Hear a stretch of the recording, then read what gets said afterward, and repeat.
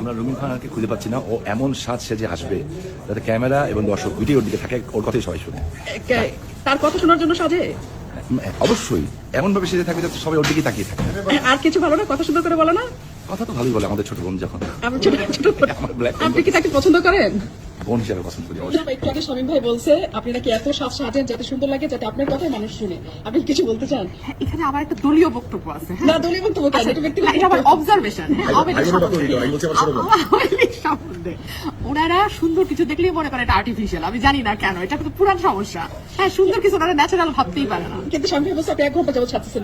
আমি ঘুমাইছিলাম, আপনি জানেন। আমি আজকে চ্যানেল একটু আগে আসছি, টায়ার্ড ছিলাম। আপনারা আমার একটা রেস্ট রুম দেখাচ্ছেন, আমি ওদিকে ঘুমাইছিলাম। আপনি সাক্ষী। শামীম ভাইয়ের কেমন লাগে? এটা রাজনীতি করতো না, ব্যক্তিগত উত্তর। শামীম ভাই তো আমার বড় ভাই, মানে আমাদের তো আসলে বহুত পুরানো আমাদের পারিবারিক। বিয়ে করবেন?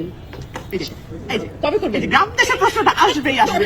এটা আমি নাজনীন মুন্নিস দ্য লাস্ট পারসন যার কাছ থেকে আমি এই প্রশ্ন আশা করি। ফখরুল ভাই একটু কথা বলেন। রুমিনা আপা কবে বিয়ে করবেন? আপনি এত সুন্দর মানুষ, কবে বিয়ে করবেন? আমরা বিয়ে করতে লাস্ট পারসন যার কাছ থেকে আমি এই প্রশ্ন আশা করি। ক্ষমতা না আসা পর্যন্ত বিয়ে করবো। ঠিক করছে, ক্ষমতা না আসা পর্যন্ত বিয়ে করবো। এই জন্য আমাকে ক্ষমতা ছাড়তে হবে। আমার সিট ওকে ছেড়ে দিচ্ছেন। এই রুমিনা আপা দেখছেন, সত্যি ক্ষমতা না আসে বিয়ে করবেন না? এগুলো কি অনলাইনে যাইবো?